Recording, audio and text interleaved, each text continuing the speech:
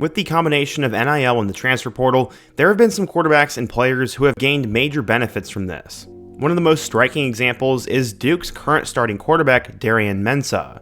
After being a 2-star recruit coming out of high school and having one offer, he had one good year at Tulane and ended up getting an $8 million contract. Mensah is currently a decent starting quarterback for the Blue Devils and is getting some hype for the 2026 NFL Draft, but I think that's mostly due to how weak the class is. Still though, it's a pretty amazing story, and in today's video, I'm going to introduce you to Duke's $8 million quarterback, Darian Mensah. Why did he only have one FBS offer coming out of high school? How did he turn 1 year at Tulane into $8 million? And what does his future look like? But before we get started, if you're a big fan of college football, be sure to subscribe to the channel, leave a like if you support today's video, and let me know what player, team, topic, or situation I can cover next. Now let's go ahead and get started and talk about Darian Mensah. Okay, so going back in time, Mensah always had a chip on his shoulder, and he said that was because of his hometown on California's Central Coast. He said it meant everything for him to inspire people back home, and that's why he has a chip on his shoulder, because the 805 area, he said, is extremely under-recruited. He ended up growing up in Santa Maria, and tattooed palm trees and inky street signs was the world he grew up in that made him dream of playing college football, despite the odds being stacked against him. His family situation was not ideal, as despite being a single mom trying to support the family, she always found a way to afford sports gear and drive her kids to practice. Early on, the family had tons of athletes as well, as his twin sister was a soccer star and Darien was both a football and basketball star.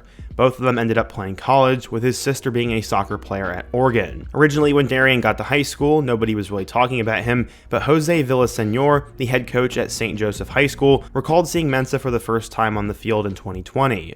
He was then a sophomore quarterback playing for a different high school, but Villaseñor saw the potential. He said, quote, "I remember telling all my coaches, this kid can be special." Darien ended up starting out at San Luis High School, but eventually decided to transfer to St. Joseph High School for his junior season.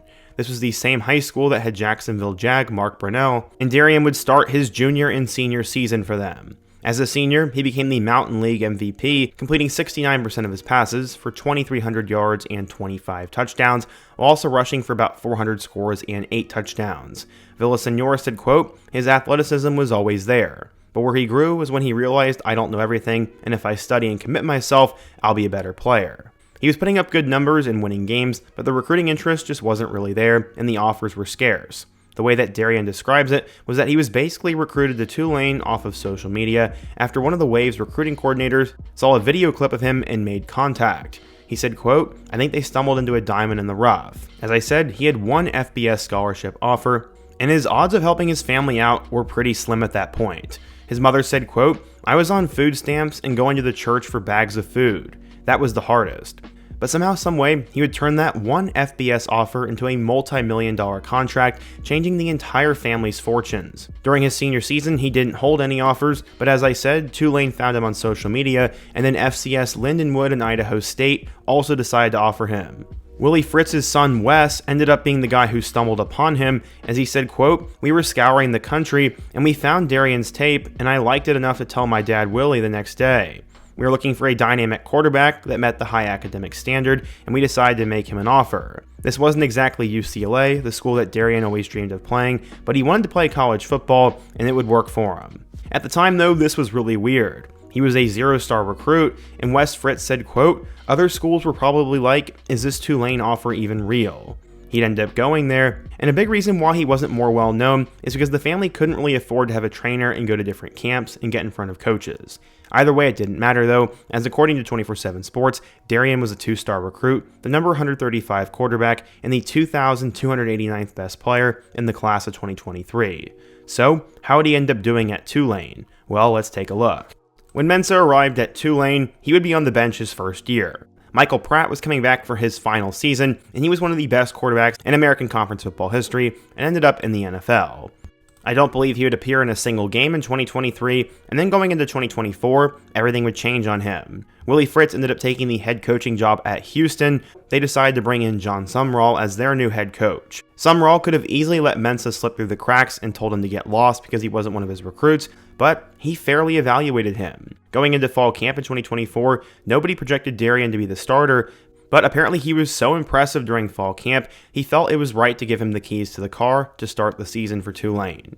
Some people thought he was crazy for this, but apparently his accuracy and dual threat ability is what sold the coaching staff. Early on though, some thought that 3 quarterbacks would play, but Mensah took the job and ran with it. He had 2 touchdowns in his first game against Sela, and then had 2 touchdowns in a loss to Kansas State. From there, he also played against Oklahoma before he slowly started to tear it up more. He led them to wins against Louisiana, USF, UAB, and Rice, and he even had 3 touchdowns against the Bulls, and then against North Texas, he also had 3 touchdowns. Tulane got off to an incredible start, as he then led them to wins over Charlotte, Temple, and Navy, before they would lose 2 games to finish the season, as they would lose to Memphis and Army. Mensah had a pretty good first year, as he threw for 2,723 yards, with 22 touchdowns and 6 interceptions, with 132 yards and 1 touchdown on the ground. As Tulane marched toward the American Conference title game, John Sumrall knew he'd likely lose his quarterback, and it wasn't easy, but he also understood.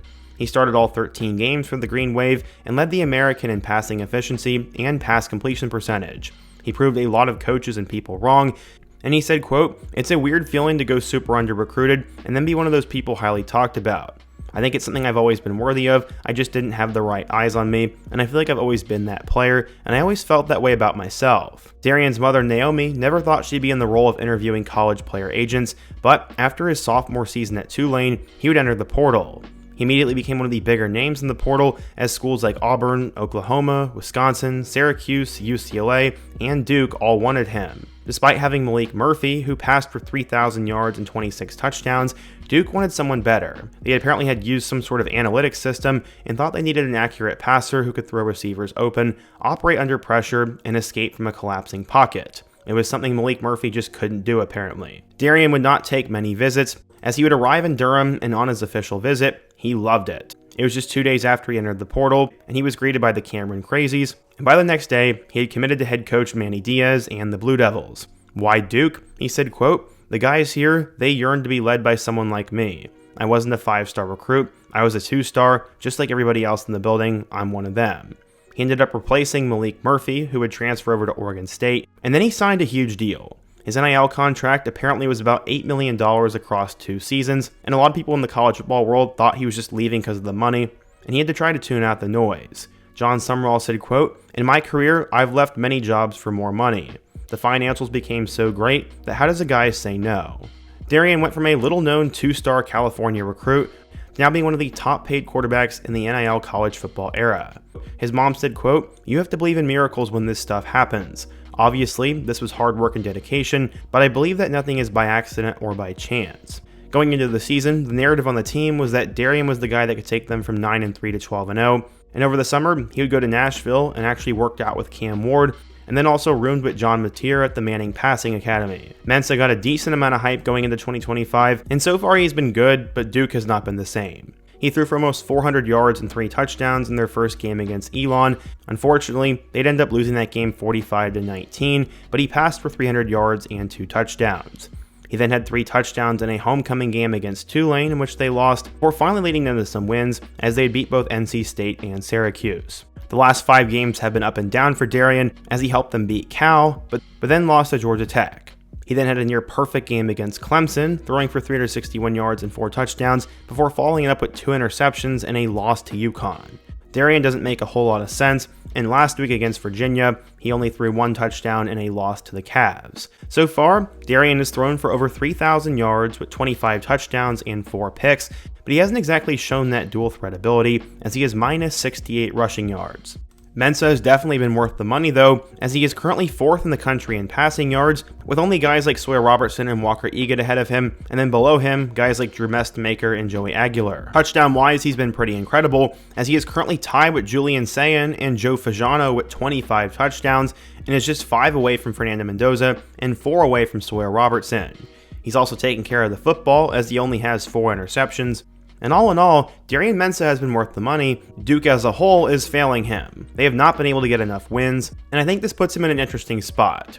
With how many big names in the 2026 draft class have fallen off, some are starting to talk about Darian Mensah as a 2026 prospect. He has a lot of the tools that NFL franchises want, but he did sign that 2-year deal with Duke. His team hasn't been all that great, and he still only has 2 years of starting experience.